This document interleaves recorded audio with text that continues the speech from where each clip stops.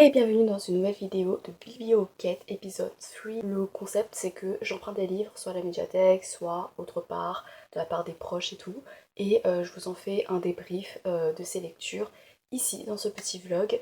Enfin petit, peut-être que ça va durer un peu longtemps parce que là il y a pas mal de choses à lire. En vrai c'est des petits trucs, il y a pas mal de mangas et en fait c'est tourné en général autour de la littérature japonaise. Et on verra par la suite au cours de ce vlog si j'ai envie de dénicher d'autres livres en médiathèque parce qu'il y avait pas mal de livres qui me donnaient envie mais c'était des nouveautés et dans la médiathèque on peut emprunter une seule nouveauté. Donc c'était un petit dilemme. Je vais passer assez rapidos sur des livres que je vous ai déjà présentés, notamment des suites de sagas parce que j'ai la flemme, en fait j'ai l'impression de les rabâcher dans plusieurs vidéos et ça me saoule, même si je sais que pas tout le monde regarde toutes mes vidéos, mais pour moi j'ai la flemme de refaire la chronique, de refaire le résumé, donc je vous enverrai au vlog correspondant. J'ai pu emprunter et j'ai pu continuer One Punch Man de Yosuke Murata et One publié chez Kurokawa du top 14 au 17. J'avance plutôt bien. Je vous ai fait une review du top 3 au 13 dans un de mes vlogs précédents. Là c'était vraiment chouette. Alors en fait, One Punch Man, je suis un peu frustrée parce que j'aime bien, je passe un bon moment, mais je sens que ça aurait pu aller plus loin. En fait, je pensais que au fur et à mesure des tomes, je m'attacherais un peu plus au personnage, je serais un peu plus hypée par le propos, par l'action, mais je reste un peu en surface, ça procure pas autant d'émotions que j'aurais voulu. Et là, je suis déjà au tome 17, quoi. Je crois que je suis un peu plus de la moitié des tomes qui sont sortis en France. Voilà, après là on développe un antagoniste, Garo, qui est un personnage qui est quand même assez important et on découvre un peu son passé et il apporte une vision plus nuancée des choses, moins manichéenne, de la frontière entre monstres, entre héros. Donc ça c'était plutôt cool, mais j'attends de voir la suite. Là j'ai hâte quand même de voir la suite pour son développement, pour son évolution, parce que c'est assez intriguant. Il y a des moments où il est touchant quand même par rapport au héros, enfin bref, c'est assez cool. Et en vrai, il y a quand même des moments dans ces tomes qui sont très stylés, qui sont très prenants. Comme dans ce manga, le héros Saitama, dès le début, c'est le plus puissant. En fait, d'un coup de poing, il peut régler tous les combats. Et du coup, je me disais, mais par rapport au combat, ça va être assez barbant, quoi. Ça joue beaucoup sur l'humour, sur l'absurde, mais par rapport au combat, il n'y a pas beaucoup de suspense. Mais en fait, ils arrivent quand même à créer du suspense et à créer un effet waouh quand t'as Saitama qui débarque, parce que du coup, ça build up la tension, le danger avec les héros qui ont du mal contre des adversaires redoutables qui font peur. Et du coup, à un moment donné, tu te remets quand même en doute, t'es en mode peut-être que Saitama il va être en difficulté à ce moment-là. Et en fait, il arrive et l'effet waouh est encore plus décuplé parce que tu te dis waouh, en fait, il est tellement fort et ça marche. Donc les mangaka arrivent quand même à te prendre au dépourvu par rapport à la puissance inconditionnelle de Saitama. Et tu te dis mais qui va pouvoir l'arrêter au final? C'est pas est-ce que on va pouvoir arrêter le monstre, c'est plutôt qui va pouvoir mettre un frein peut-être à Saitama, va pouvoir rivaliser avec lui dans ce jeu de pouvoir. Mais j'ai hâte de continuer quand même pour quelques personnages. Mais voilà, j'espère que plus tard je serai un peu plus hypée. Mais la surprise de ces emprunts, ça a été la suite de Blue Box. J'ai emprunté et j'ai lu Blue Box de Koji Miura du tome 7 au 10, publié chez Delcourt. Il me faut la suite. Le tome 11, en fait, il me faut absolument le tome 11 et je sais que c'est pas dans une de mes médiathèques, c'est dans une autre de médiathèque, mais ils sont déjà empruntés donc il faut que je réserve. Il me le faut absolument. En fait, Blue Box, les tomes 1 et 2, je vous mettrai le vlog correspondant. J'avais vraiment pas mal accroché, c'était prenant. Après, j'ai eu un coup de mou au tome 3, 4, 5 et j'ai eu un regain d'intérêt au tome 6. Je vous renverrai au vlog correspondant. Et là, les tomes 7 à 10, j'ai été grave prise dedans. On est sur un triangle amoureux et il y a un truc qui me frustre. Il y a un truc qui me saoule et je suis tombée dans le piège, je l'avoue. Ce trope où ça te fait un faux triangle amoureux parce que du coup t'as le héros, il est amoureux d'une fille, mais t'as son ami d'enfance, l'ami d'enfance du héros qui lui déclare ses sentiments à lui et du coup le héros il va se remettre un peu en question, il va se dire ah mais ces déclarations me laissent pas indifférent, est-ce que ça veut dire que j'éprouve également des sentiments pour elle? Alors que ça crée du suspense mais pour rien. alors que personnellement, moi j'ai commencé à le shipper avec son ami d'enfance.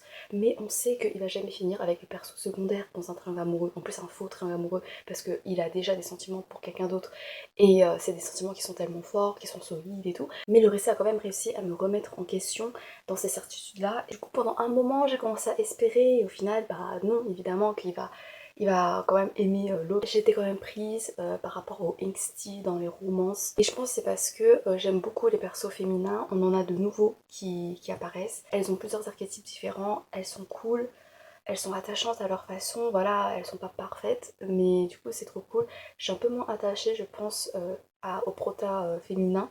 Mais sinon, les autres, genre l'amie d'enfance, enfin, elle m'a trop fait de la peine. Elle est trop mignonne. Après, c'est une autre amie. Il y a des amitiés girls-girl. Ou alors là, dans le tome 10, il y a une ancienne amitié dans l'enfance qui a un lourd passé. Enfin, un lourd passé, ça va en fait. Mais il y a quand même des sentiments assez lourds, assez humains, mais assez poignants qui traversent cette amitié. Et du coup, genre, j'étais prise dedans, il me faut la suite. Et voilà, donc j'aime beaucoup. J'aime beaucoup. J'étais vraiment happée par la romance, alors que de base, bah, j'aime pas forcément la romance, je me lasse très vite des dramas autour de la romance. Mais là, en fait, c'est bien fait. Et les sentiments et les réflexions soulevées sont assez pertinentes, sont assez humaines. Et ça arrive à mélanger tout ça avec le monde du sport. Au début, je me plaignais un peu que c'était pas assez prononcé le sport. Mais là, si je trouve que ça se marie assez bien par rapport au personnage. Je sais pas comment dire, mais le mélange est plus riche et voilà, donc j'ai très hâte de lire la suite, il me le faut. Parce que un manga qui arrive à me faire pleurer sur la romance, parce que j'ai pleuré pour mes personnages d'amour, c'est fort quoi. Ensuite, des mangas que j'ai empruntés, que j'ai pas encore lu, la suite de Tsugai, de Hiromu Arakawa, publié chez Kurokawa, les tomes 3 à 5. Je commence déjà à un peu oublier ce qui s'est passé dans les premiers tomes, mais je sais que j'avais trop aimé. Pareil, je vous renvoie à mon vlog correspondant sur ma chronique pour les deux premiers tomes. Et voilà, peut-être que j'ai pas trop en parler si j'ai pas grand chose à dire, mais pour l'instant j'aime beaucoup et j'ai trop hâte de retrouver l'univers, l'ambiance, les personnages. C'est de l'autrice de Fullmetal Alchemist, donc forcément c'est hyper prenant quoi. Et je me lance dans l'aventure, dans l'épopée de Vinland Saga de Makoto Yukimura, publié chez les éditions Kurokawa. Alors Vinland Saga, j'avais regardé la saison 1, mais j'ai pas réussi à accrocher autant que j'aurais voulu, alors que je sens le génie, la poésie, la philosophie derrière qui pourrait tellement m'émouvoir. Mais je sais pas, peut-être j'ai pas adhéré au rythme de la saison 1 parce que j'étais pas dans le bon mood, parce que je voulais un truc un peu plus haletant ou quoi, je sais pas. Mais je sais que la saison 2, en tout cas les événements de la saison 2, c'est masterclass au niveau de l'évolution du héros qui se démarque des tendances un peu plus shonen. Là c'est un seinen ou un shonen d'ailleurs? Je pense que c'est un seinen quand même parce que c'est assez violent. Je vais essayer de retenter l'aventure avec les mangas. J'espère être un peu plus impactée par ce qui se passe parce qu'en vrai c'est vraiment cool cette quête de vengeance, en tout cas dans la première partie qui éclot plus tard en une autre quête plus poétique et plus belle. On verra pour les 3 premiers tomes. J'ai emprunté des livres de littérature japonaise à la médiathèque La Supérette du bord de mer de Sonoko Machida, publié chez les éditions Nami. Alors ouais, c'est le genre de littérature japonaise, tranche de vie assez feel good, avec des leçons de vie pour apprendre à prendre du recul et tout. Et ça pourrait être vraiment cool si je suis dans le bon mood. Et là, ce qui m'a tiré, c'est que le pitch, enfin du coup, j'imagine que c'est la supérette qui incarne un lieu de vie, un lieu de contact humain, même éphémère, mais qui peuvent être très importants dans ta construction, dans ton quotidien, pour t'apporter voilà, des petites étincelles de bonheur, même éphémères. Et ça, j'aime beaucoup. Et le choix de ce lieu, ça m'a rappelé Le Vagabond de Séoul de Kim Ho-yeon, publié chez Piquier. En fait, j'avais commencé à lire ce roman en chinois et j'ai grave galéré, du coup j'ai mis en pause pendant des années là. Ça fait ça va faire 3 ans. Ok, mais j'avais eu un coup de cœur pour la première partie, la partie que j'ai lue, parce que j'avais adoré l'ambiance, en tout cas de ce que j'ai perçu de l'ambiance à travers le caractère chinois, parce que parfois c'est un peu nébuleux pour moi, je sais pas trop si j'interprète trop bien, et également à travers le protagoniste du coup qui tient la supérette. Je suis tombée in love de lui, et là apparemment le mec qui tient la supérette c'est un gars qui respire la bienveillance, la tolérance, l'empathie et tout. Et voilà, du coup, que des ingrédients qui me rappellent fortement le vagabond de Séoul. Du coup, je me dis peut-être que ça pourrait être cool. Après, j'ai vu des critiques qui disent que c'est déjà du réchauffé par rapport à ce genre de thème. Mais moi, j'en ai pas forcément lu beaucoup en littérature japonaise, donc peut-être que j'adhérerai plus facilement. Donc voilà, ça peut être hyper cocooning, hyper inspirant. Suite à mon lieu de taf, j'ai emprunté des petits livres japonais. Alors il y en a un qui m'a été conseillé par un client, Le coupeur de roseaux de Junichiro Tanizaki, publié chez Folio. Alors apparemment il m'a dit que c'est très space. Quand tu lis une première fois, apparemment tu comprends pas tout, tu comprends peut-être que dalle, mais tu es quand même saisi par l'atmosphère, par ce côté assez onirique. Donc voilà, ça m'intéresse. Je me dis c'est peut-être une expérience, c'est assez court. Il fait 120 pages, c'est écrit assez gros. Donc voilà, je me dis pourquoi pas. Et je vous dirai ce que j'en ai perçu, si j'essaie de comprendre un minimum. J'en doute parce que j'ai souvent du mal avec les histoires trop abstraites, mais ça peut être une expérience. Ensuite, il m'a semi-conseillé, en tout cas, il m'a dit que c'était un roman historique qu'il n'avait pas encore lu, mais du coup ça m'intéressait. La geste des Sanada de Yasushi Inoue, publié chez éditions Point. Les Sanada, c'est une dynastie d'illustres combattants qui doivent défendre leur honneur et leur rang dans cet embrassement du pays, quel qu'en soit le prix. Bataille et lutte fratricide. Ah, c'est ça qui m'avait intéressé, c'est qu'il y a des luttes fratricides. Et du coup, je me dis, il y a peut-être du angsty, je sais pas trop comment c'est écrit, mais en tout cas, je suis trop contente parce que ça me fait découvrir des auteurs japonais qui sont assez populaires, je crois, mais j'en ai jamais lu. Et vraiment, mes connaissances en littérature asiatique sont en train de rouiller parce que j'en lis pas trop en ce moment. Je me dis peut-être que c'est cool, surtout en termes d'apport historique. Ça pourrait être vachement enrichissant. J'ai emprunté également De toutes les nuits les amants de Mieko Kawakami, publié chez Babel. Alors il me semble que c'est un livre qui est sorti, qui a été adapté au cinéma, en film. En fait il me fait peur parce que il est un peu plus long que Le coupeur de roseaux. Mais pareil, ça a l'air un peu space. Je sais pas si je vais rentrer dedans, mais ça peut peut-être adresser certaines réflexions qui résonnent en moi de ce que j'ai lu du résumé. Donc voilà, j'espère que je serai dans le bon mood pour apprécier la richesse de la plume parce que ça a l'air assez peut-être poétique. Voilà, mais ça me fait un peu peur. On verra. Je vous laisse. Waouh, j'ai trop hâte. J'ai trop hâte.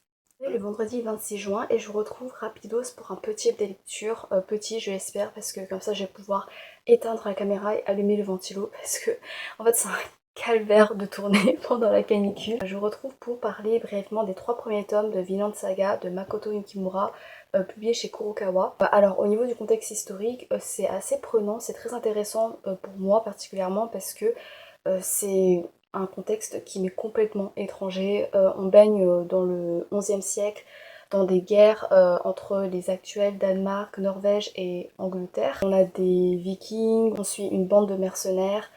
C'est un peu fouillé dans ma tête en fait. En fait, je sais qu'il y a pas mal de choses. On va pas mal aborder le fonctionnement de l'armée, les différents complots, enfin les différentes alliances qu'il pouvait y avoir. C'est très intéressant, historiquement parlant, c'est assez dense. J'avais vu des gens qui disaient que apparemment c'était vraiment bien documenté. Et je sais que la religion va avoir également une place assez importante dans mes souvenirs par rapport à l'anime.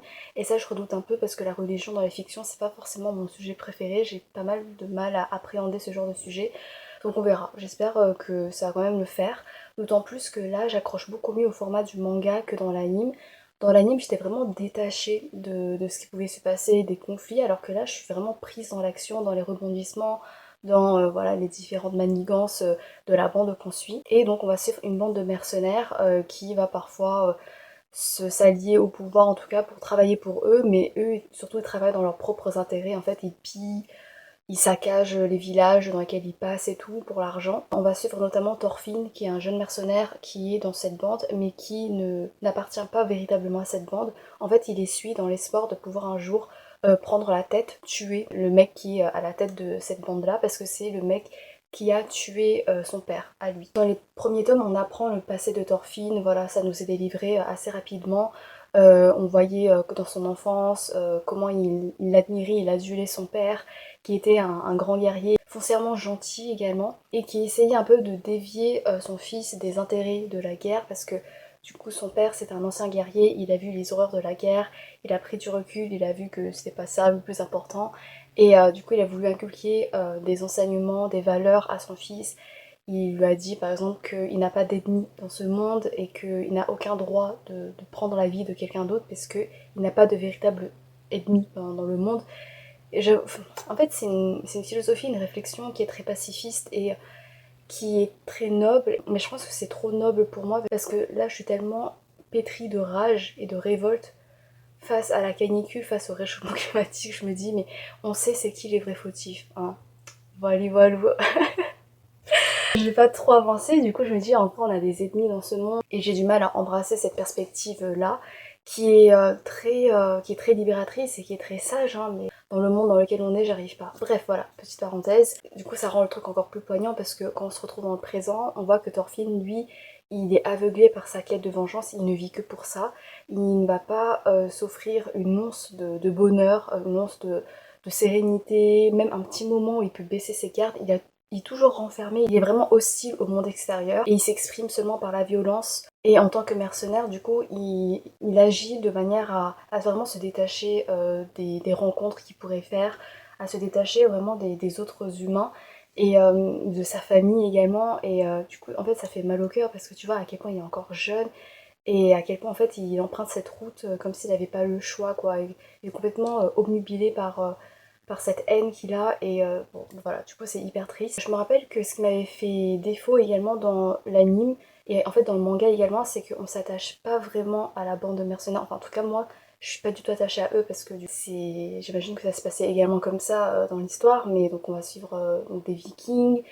Quand ils pillent les villages, bah, ils tuent femmes et enfants, ils vêtent les femmes, enfin il y a une scène où voilà, ils s'apprêtent à vêter une femme en bande, c'est ignoble, ça touche à des crimes, enfin c'est plus que moralement gris, tu vois, genre c'est trop et donc je suis vraiment détachée d'eux et c'est particulier de suivre une histoire où tu t'attaches pas un minimum à la bande principale et ouais, du coup ça m'enlève un truc émotionnel mais bon moi je concentre tout mon potentiel d'émotion dans Thorfinn. Je suis vraiment attachée quand même à lui et ça me fait mal au cœur de voir à quel point il se détruit mentalement. Après c'est un récit qui est assez intéressant parce que bah, c'est impitoyable quoi, tu vois, c'est vraiment la guerre et il y a des réflexions sur la guerre, sur la manière dont ça peut déshumaniser, où t'as des gens qui viennent chercher la gloire dedans par rapport à d'autres perspectives. Quand tu vois à quel point ça détruit la vie de d'autres personnes et tout, bah, ça a créé un truc assez amer et assez réel aussi.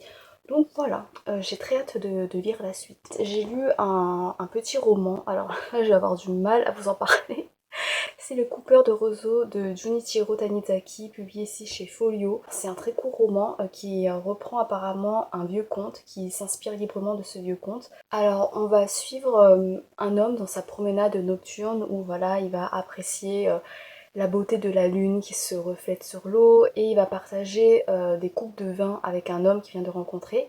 Et cet homme-là va lui raconter l'histoire d'une femme de son entourage, une femme qui s'appelle Oyu et qui apparemment semble très insaisissable, assez énigmatique. Voilà, alors en fait mon client, quand il me l'avait conseillé, il avait dit que c'est le genre de livre où tu sens qu'il y a quelque chose de plus profond qui s'y déroule, tu sens que c'est tapis un peu à travers les mots, mais t'arrives pas trop à le saisir à la première lecture, et t'apprécies quand même les vibes, même si tu comprends pas tout.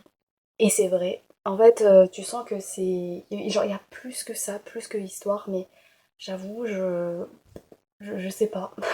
Je me sens un peu perdue. Mais c'était très poétique, il y avait des moments, des extraits que j'ai pris en photo parce que ça a résonné en moi, parce que j'ai trouvé très belle, très juste. Même si j'avoue qu'au début j'étais pas mal perdue parce qu'il y a pas mal de repères géographiques avec lesquels j'étais pas du tout familière parce que je suis jamais partie, enfin je suis partie quelques jours au Japon, mais j'ai jamais exploré les contrées du Japon qui sont dépeintes ici, donc j'avais vraiment du mal à me situer. Après ça allait un peu mieux quand du coup on a les descriptions autour de la nature que contemple le narrateur, ça c'était beau. Ça rappelle pas mal dans la délicatesse des descriptions les poèmes chinois que je peux lire parfois, ou alors les peintures un peu asiatiques où ça peut renvoyer à une certaine sérénité, à une certaine poésie. D'ailleurs, il y a beaucoup de citations littéraires par rapport à des œuvres littéraires, par rapport à des poèmes japonais, chinois, donc ça rajoutait une dimension encore plus artistique, encore plus sensible. Et l'histoire autour de cette femme énigmatique, ça vient assez tardivement.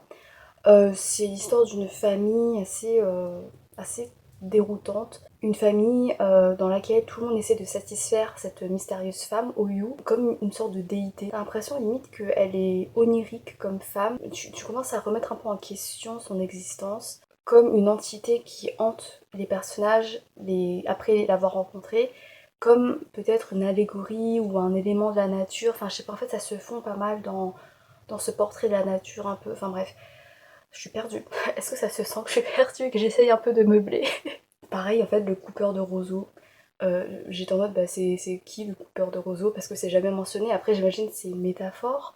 J'ai un peu une hypothèse sur c'est qui le coupeur de roseaux si on prend ça de manière métaphorique, mais encore une fois je suis pas sûre. Je sais pas, en fait c'est un récit où tu dois te laisser porter par les vibes, par la magie, des mots, de la prose et tout. Mais après, voilà, je saurais pas vous en dire plus, mais c'est une expérience. Et je suis contente parce qu'au moins j'aurais pu découvrir un nouvel auteur. Voilà, maintenant je vais lire La supérette au bord de la mer là.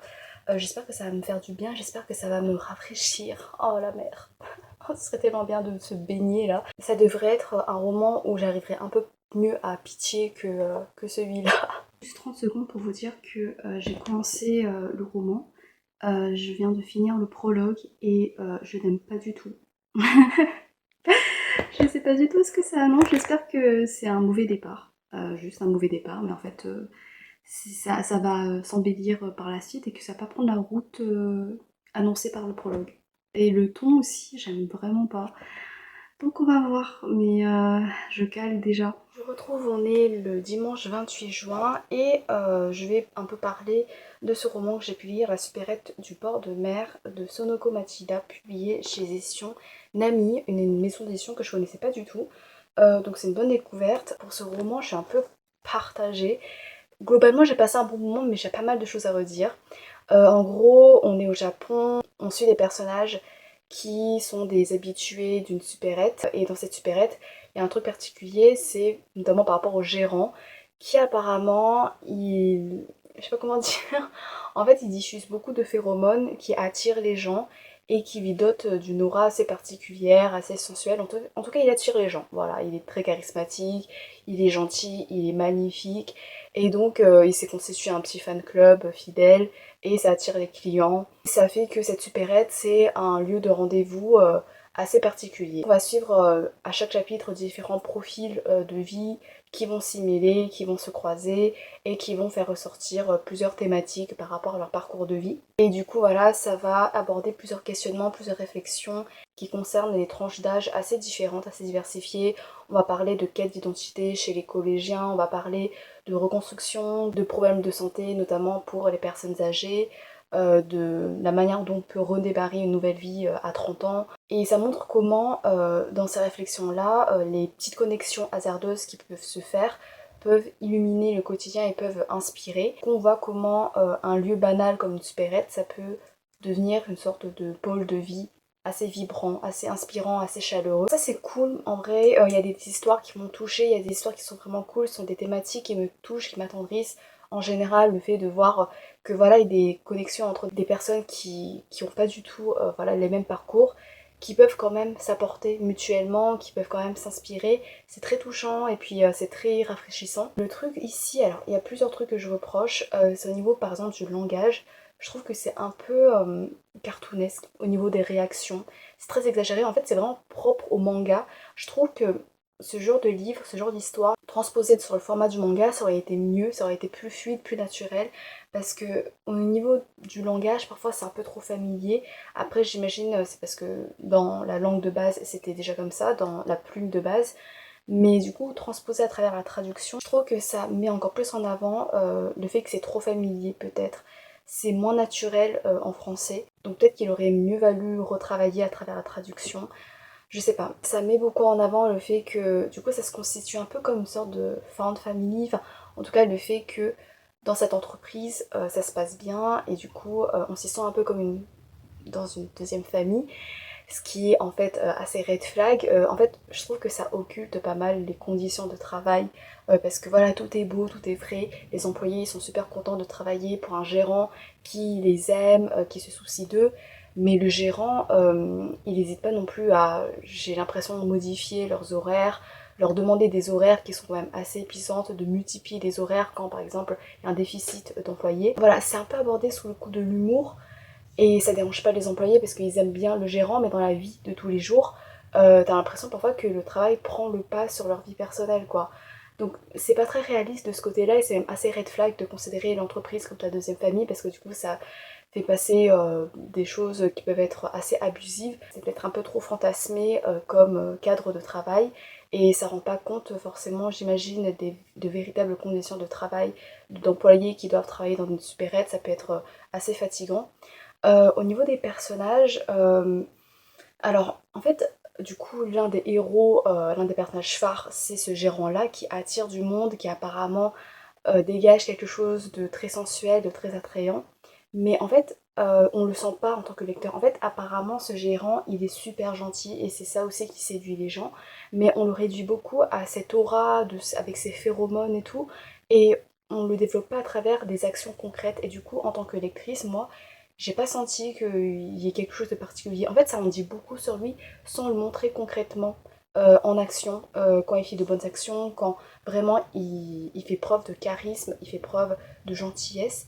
Et du coup, je suis restée sur ma faim. Je me suis pas sentie succomber à son charme au même titre que les autres personnages. Ça disait waouh, regardez, genre il y a quelque chose de particulier chez lui, mais ça montre pas concrètement. À la différence d'un autre personnage qui est Tsugi, qui lui c'est un homme à tout faire. Franchement, c'est genre Gintoki dans Gintama. Genre le mec, il s'occupe un peu de pas mal de besognes, voilà, il rend service. C'est un mec en freelance qui s'occupe de tout. Et parfois de manière un peu trop personnelle, genre il n'hésite pas à faire des choses. En fait, sous son apparence un peu de nonchalance, il s'occupe beaucoup des affaires de famille, des affaires personnelles des gens. Son métier prend une dimension très humaine. Donc franchement, c'est le pitch de Gintama. Le fait que Gintoki, c'est un mec à tout faire en freelance, qui est un peu nonchalant et en fait qui va prodiguer des leçons de vie, qui va aider les gens dans leur quête personnelle. C'est exactement ça et donc ça m'a agréablement rappelé Gintama. Mais donc ce personnage-là, il est plus en retrait par rapport au gérant. Mais je trouve que ce personnage, donc Tsugi, il est plus impactant parce qu'on le voit en action. On le voit comment il est prêt à aider les gens, alors que le gérant, lui, il fait juste demander de l'aide et il remercie les gens en mode oh merci pour les cadeaux, blablabla. Et il parle beaucoup, mais il fait quasiment rien. J'étais en décalage par rapport au personnage, tu vois, j'ai pas succombé à son charme. Après, ces personnages-là qui aident les gens, ils restent assez mystérieux, on reste assez en surface. Donc j'imagine qu'il y aura une suite parce qu'on sous-entend qu'ils ont un passé qui peut être assez intéressant. Mais comme j'ai pas accroché à la plume, je sais pas trop si je vais lire la suite. Et ouais, en fait, c'est le genre de littérature à lire à petite dose parce que si t'enchaînes, après ça devient un peu redondant. Ça me coince parce que je voulais commencer mon vlog sur le vagabond de Séoul, qui est le livre qui m'a donné envie de lire ce livre-là. Sauf que là, j'avais lu le début et on s'attache véritablement au protagoniste masculin. Je commence à avoir mal à la tête à force de parler alors qu'il fait chaud et que j'ai pas bien mangé. Enfin bref, je vais m'arrêter. Enfin, c'est ouf, je me sens faible ces derniers jours, c'est horrible. Je suis pas à me plaindre, hein. Vraiment j'ai un ventilo comparé à plein d'autres personnes qui doivent beaucoup plus subir la chaleur. Vraiment force à vous. Et en plus le bilan de morts à Paris à cause de la canicule, bref c'est horrible. Mais du coup je vais pas trop parler ici. Mais donc ça m'a un peu fatiguée, ce livre il m'a un peu trop lassée par rapport à ce genre de littérature assez tranche de vie, slice of life, assez rafraîchissante mais à lire à petite dose. Donc voilà, je vais pas lire tout de suite parce que j'ai peur de pas profiter à fond comme ce livre le mérite. Donc voilà, voilà. Je vous retrouve, on est le mercredi 1er juillet. Waouh, on est déjà en juillet. Bref, donc je vous retrouve pour un update lecture assez sympa de Toutes les nuits, les amants de Mieko Kawakami publié chez Babel. C'est un livre qui par certains aspects a pas mal résonné en moi. On est au Japon, on va suivre Fuyuko qui a 34 ans et qui travaille comme correctrice freelance pour des ou une maison d'édition, je sais plus. Donc elle passe la plupart de son temps à corriger des manuscrits et c'est intéressant de se plonger dans la rigueur que ça exigeait d'elle, mais c'est une rigueur un peu qui bouffe un peu tout son espace puisque en dehors de son métier, elle a pas grand chose dans la vie, elle sait pas comment se distraire, comment s'occuper autrement qu'avec du travail. Elle a deux compagnies, voilà, mais tu sens que ça reste un peu en surface. Enfin, il y en a une, c'est une amie, c'est un peu compliqué, et l'autre, c'est un mec qu'elle va rencontrer. Il va y avoir voilà, des sentiments qui vont se développer, mais de manière très évanescente. En fait, c'est un livre, c'est le mot évanescent qui me vient à l'esprit, que ce soit au niveau du style, au niveau des personnages, au niveau de l'ambiance. C'est quelque chose d'assez éthéré et d'assez qui s'effiloche en fait. Je sais pas comment dire. Oui, ouais, il y a un côté très éphémère. Ça va parler de plusieurs thèmes. Alors en fait, il y a un côté assez moderne dans ce roman, notamment par rapport à la place des femmes, parce qu'on va suivre des femmes qui ont des trajectoires qui divergent un peu du modèle traditionnel, patriarcal, avec cet accent mis sur la famille. Là, on a des femmes qui sont indépendantes, mais qui peuvent également partir à la dérive, qui n'ont pas forcément des attaches solides. En fait, voilà, c'est pas manichéen, quoi. C'est pas juste, bah voilà, il y a des femmes, elles sont libres, et il y a des femmes qui sont enfermées. Il y a des femmes qui sont libres, mais parfois c'est difficile également, notamment quand bah, tu suis pas forcément les dictats de la société et tu suis pas leurs attentes et du coup tu te sens un peu délaissé, un peu mis sur le côté, t'arrives pas à trouver ta place. Par exemple, l'héroïne, elle, elle a du mal à se lier à des gens, elle a du mal à se confier, à s'exprimer. Et t'as des gens qui la considèrent ainsi comme une coquille qui est trop influençable, qui a pas forcément de personnalité. Et moi j'ai eu ça, enfin, j'ai eu ce genre de préjugés, enfin des gens ont eu ce genre de préjugés sur moi. J'avais beaucoup de peine pour l'héroïne et je m'étais beaucoup attachée à elle parce que voilà, en dépit du fait que ça a l'air vide autour d'elle, mais en vrai tu sens que ça, il y a quelque chose qui bout en elle, tu sens qu'il y a une richesse en elle, mais elle a du mal à l'exprimer parce que elle se sent submergée un peu par la réalité, elle sait pas où commencer, elle sait pas avec qui parler. En fait, elle va se sentir submergée par des tâches qui peuvent nous paraître anodine parce que ça paraît tellement étranger et pas naturel pour elle. C'est à ce point-là en fait un peu cette sorte de détresse sociale. Elle commence à pas à overthink parce que ce sont des réflexions qui sont légitimes. Par exemple, le fait que tu te sens dépossédé par ta volonté parce que tu sais pas si ça vient de la société, des attentes qu'on fait peser sur toi, ou alors ça vient de toi. Et donc tu sais pas si tu es animé par ta propre volonté. Ça parle également beaucoup bah, de sa solitude, l'impression d'être invisible, d'être oubliable. Tu sens également qu'elle traverse une grosse période de dépression à un moment, c'est encore plus flagrant. Et en plus, son travail, en fait, ça l'empêche également de s'évader parce que du coup, elle dit qu'elle corrige des manuscrits, donc elle lit beaucoup, mais elle profite pas de ses lectures parce qu'elle a un œil analytique, elle a un œil de professionnel, et donc elle peut même pas utiliser les livres comme moyen d'échappatoire, comme moyen d'évasion de la réalité, dans une réalité qui commence à l'étouffer. Donc il y a un côté assez amer et donc on sent qu'elle est très introvertie et je me suis beaucoup reconnue dans son introversion. Et ce qui est amer et ce qui est tragique, c'est que elle est introvertie mais elle accorde également de l'importance au jugement des autres. Elle se pose beaucoup de questions sur comment ce que les gens pensent d'elle, comment elle apparaît, comment elle est perçue quand elle est à l'extérieur. Et ça c'est vraiment le gros drame parce que bah, d'un côté t'as du mal à te lier aux autres, t'aimes bien ton cocon personnel mais en même temps tu te laisses polluer par ce que pensent les autres.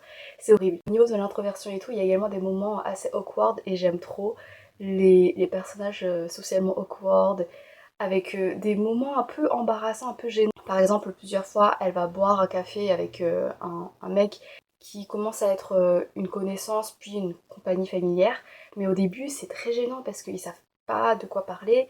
Tu sais, ce genre de moment où tu bois un café, où tu prends un verre avec un inconnu, tu commences à faire connaissance, mais t'es pas forcément inspiré pour lui poser des questions ou pour parler de toi. Tu sens qu'il y a un truc qui bloque, tu te dis ouais, enfin je sais pas quoi faire, et tu te poses beaucoup de questions, tu fais attention à ta manière d'être, à être poli, à être avenante et tout, mais c'est dur. Et vraiment parfois j'étais en mode oh ça c'est trop réaliste. Voilà. Au niveau des relations, ouais c'est très réaliste, au niveau des amitiés, au niveau de l'amour, de la romance, je sais pas comment dire, mais il y a une, ça prend des tournures assez amères. En fait, ça reste profond, mais ça reste profond de manière très nuancée et très réaliste où tu te dis, waouh, on dirait vraiment de véritables relations où c'est pas parfait, tu vois, c'est pas idéalisé, mais c'est des choses qu'on peut traverser dans des relations qui sont pas forcément les plus belles dans ta life, mais qui existent, quoi. Et il y a quand même de la beauté. Mais en fait, ça touche également à ce ton très éphémère des choses. En fait, t'as l'impression que n'importe quoi peut se déliter. En fait, que tout se délite à un moment donné. Ça donne un ton qui est très mélancolique, évidemment, qui est assez poignant et très poétique. Il y a beaucoup de poésie dans ce texte, tout en parvenant à se rapprocher de la réalité du mieux possible sur certains aspects, comme je vous ai développé. Voilà, en fait, on se...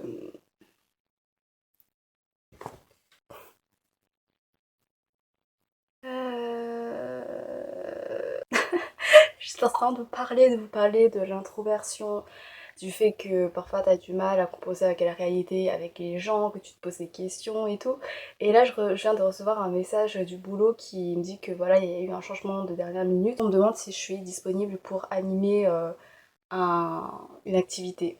Le truc, c'est que je suis pas du tout pédagogue et je suis très awkward.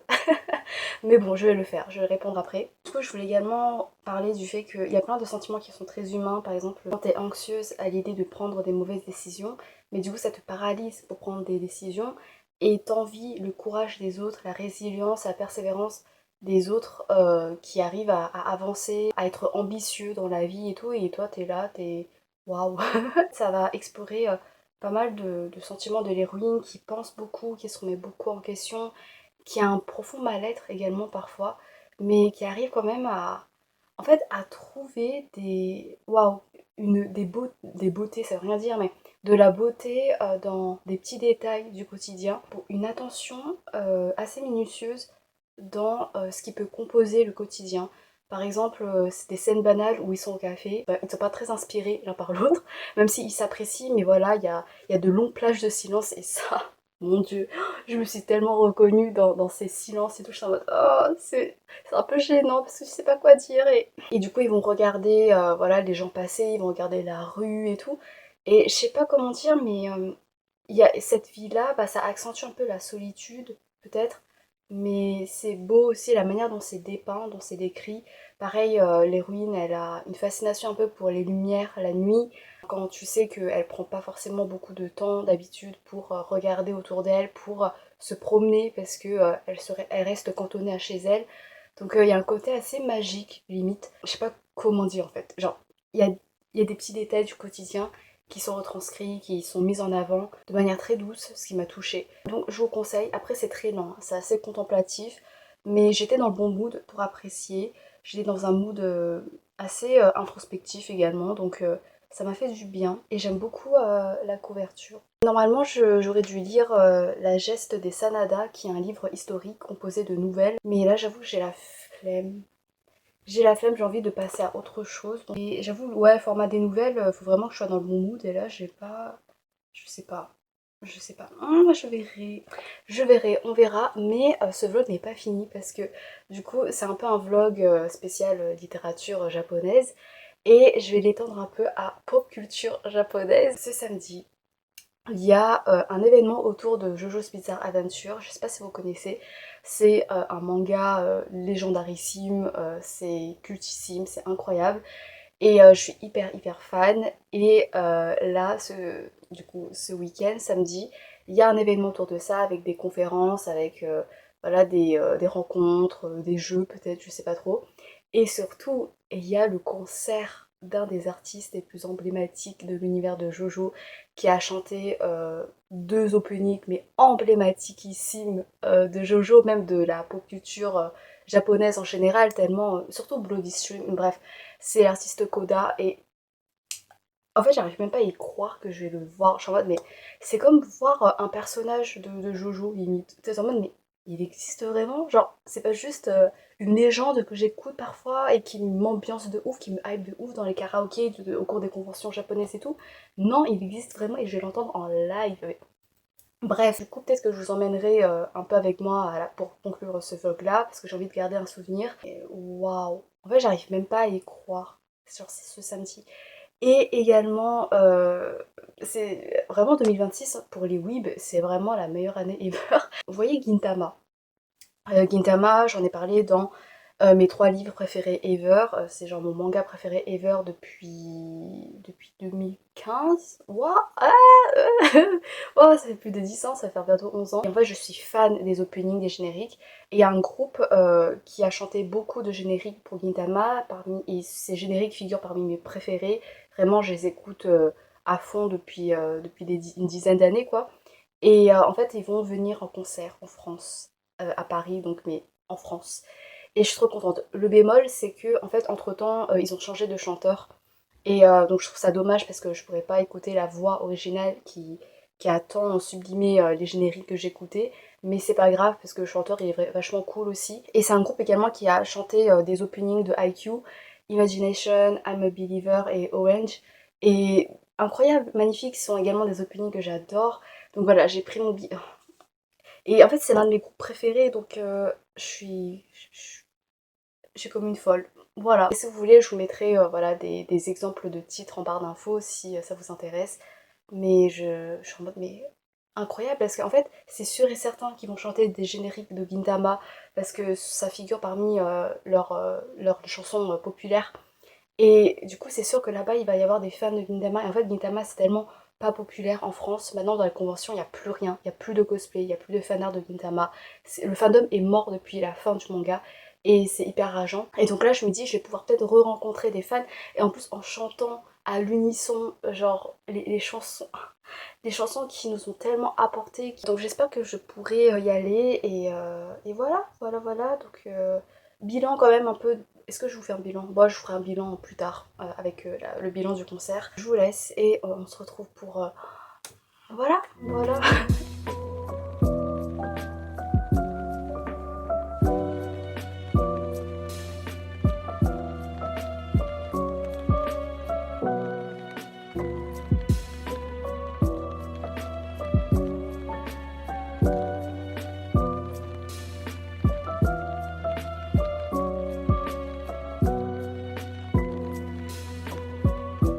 Unboxing. Là, tu vas avoir Pikachu. On a 2 cartes. Attends, la première. Ok.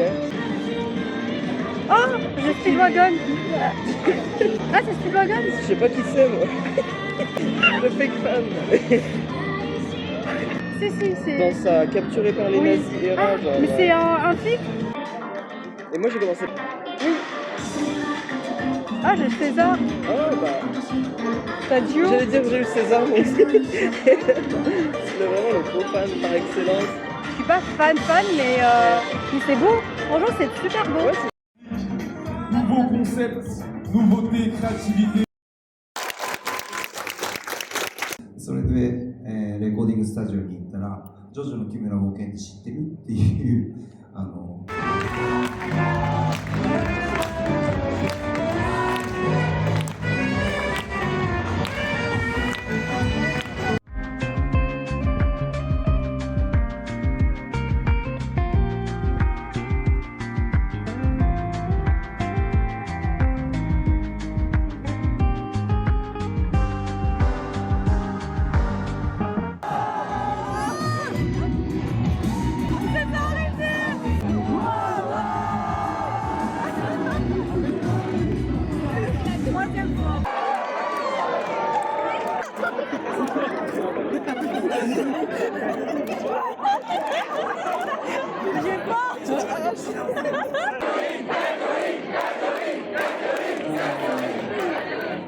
This is your song. C'est goodbye.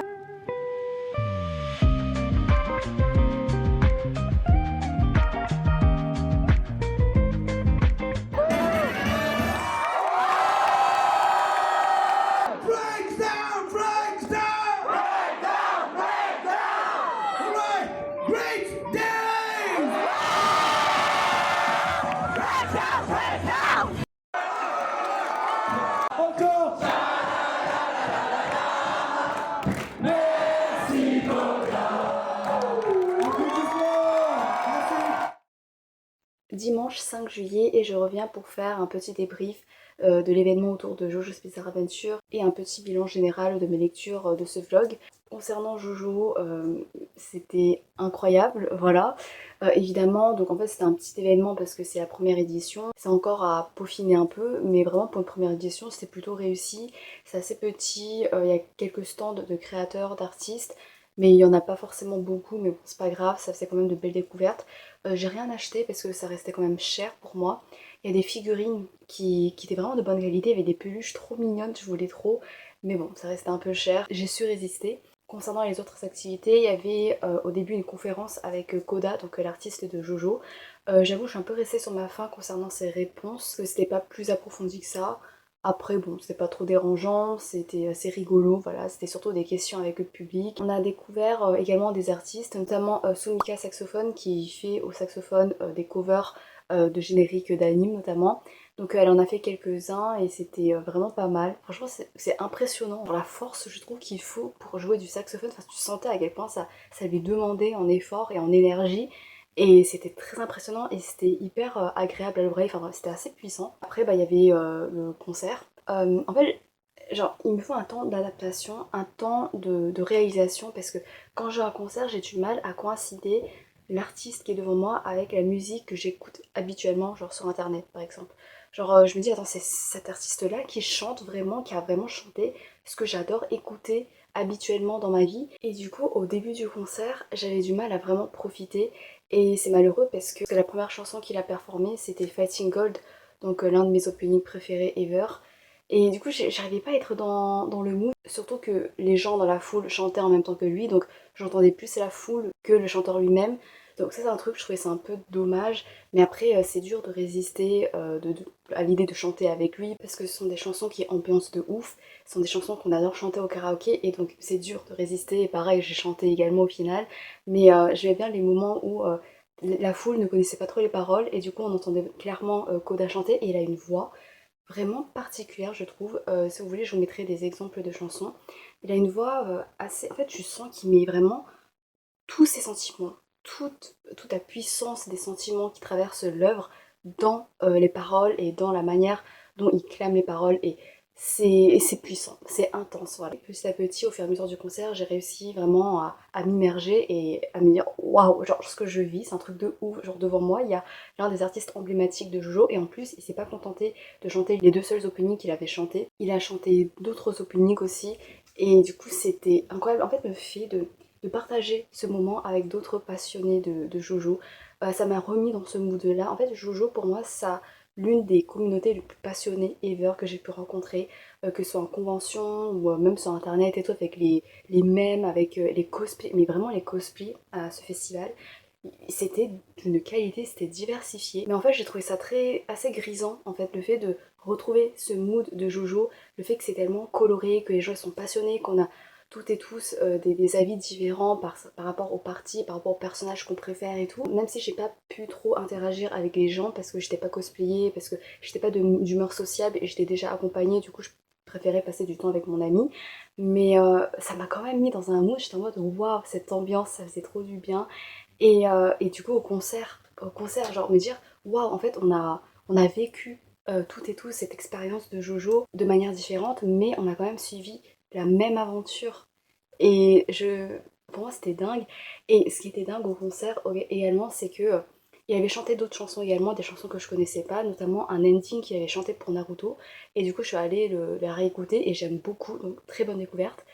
Et je l'avais pas dit parce que je pensais pas qu'il allait la performer, je pensais vraiment qu'il allait, je sais pas, se limiter aux openings de Jojo.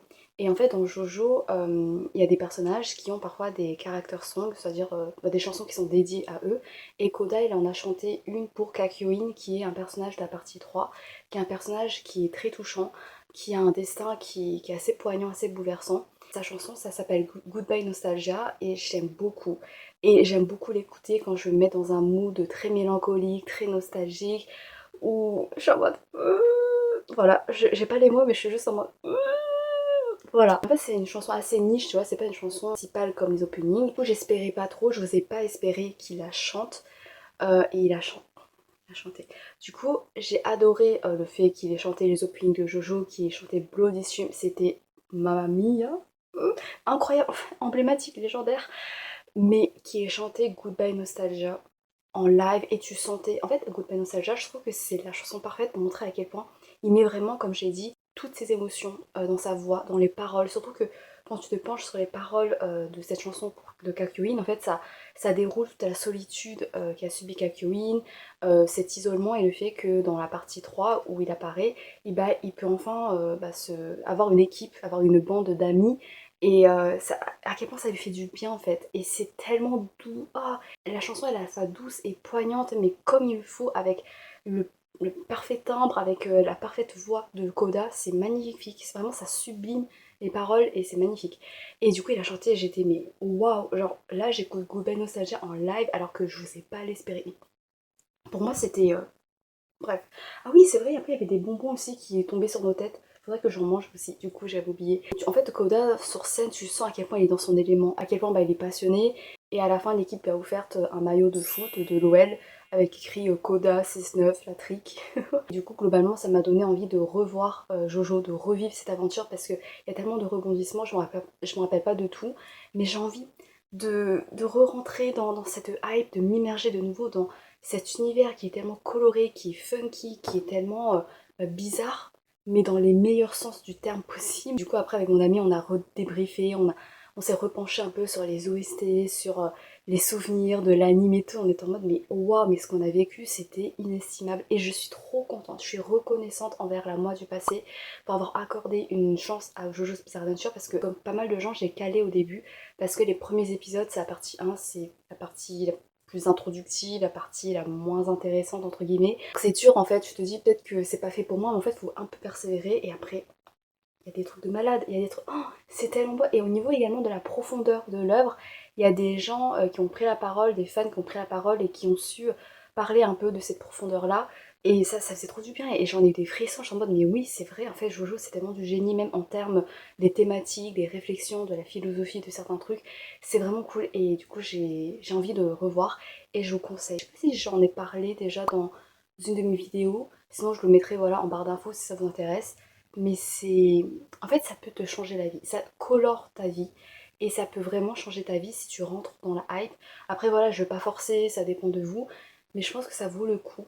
Tellement c'est spécial, en fait. L'auteur, il a un imaginaire, mais c'est foudroyant de créativité. C'est beau artistiquement parlant, esthétiquement. C'est super passionnant à décortiquer. Et les personnages aussi, il arrive à créer des personnages qui sont tellement humain et tellement vif. Enfin, je pourrais en parler pendant des heures, hein, mais là je vais fermer cette grande parenthèse. Mais voilà, du coup je suis trop contente, j'arrive pas à y croire en fait que Koda il a été ici à Lyon, genre il a été à côté de Lyon dans une ville qui est un peu la ville de mon enfance, d'une grande partie de mon enfance. Du coup c'est comme si je faisais coïncider mon enfance avec Jojo, genre avec Koda, genre du coup, cette ville-là, c'est devenu un peu une Jojo référence maintenant. Sinon, bilan de ce vlog, pour nous recentrer sur la lecture, je suis très contente en dehors voilà, de ce festival Jojo et tout.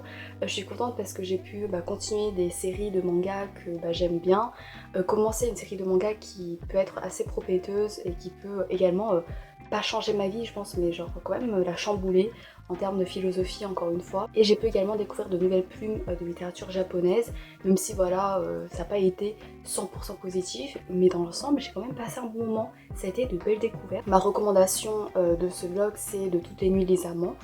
Et après, mais en vrai je vous conseille également les autres romans si c'est un peu votre genre, parce que j'ai pas grand chose de trop négatif à dire. Regardez ce que ma cousine m'a offert en souvenir de son voyage. C'est Brooke de One Piece, c'est trop mignon. C'est mon deuxième perso préféré après Sanji et après Luffy. Enfin Luffy je compte pas. Et également Kagura de Gintama. Je vous ai un peu parlé de Gintama dans ce vlog, je crois en parlant de Gintoki et tout. Et là c'est Kagura, c'est l'héroïne, c'est trop mignon, elle est en train de manger. Oh, c'est trop Dieu. Parce qu'il y a de moins de choses de Gintama en France, comme je vous en ai parlé avec le concert de Spire. Et du coup je suis très frustrée. Et là le fait que j'ai un nouveau truc de Gintama, de Kagura en plus, qui est mon personnage préféré de tous les temps. Vraiment je l'aime d'amour, cette petite bouille. Et je suis très honorée, enfin je suis très contente. Donc merci beaucoup à ma cousine si tu passes par là. Donc je vous laisse, n'hésitez pas à me faire part également de vos découvertes. Est-ce que vous avez déjà regardé Jojo? Est-ce que ça vous tente? Est-ce que vous avez des réticences? J'essaierai de vous convaincre. Waouh! Non mais Koda.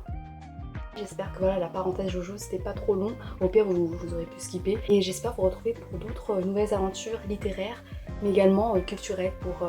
je ferai sûrement des débriefs des autres concerts que je ferai plus tard, parce qu'il y en a et je suis trop hâte. A bientôt peut-être, je sais pas, j'espère, salut!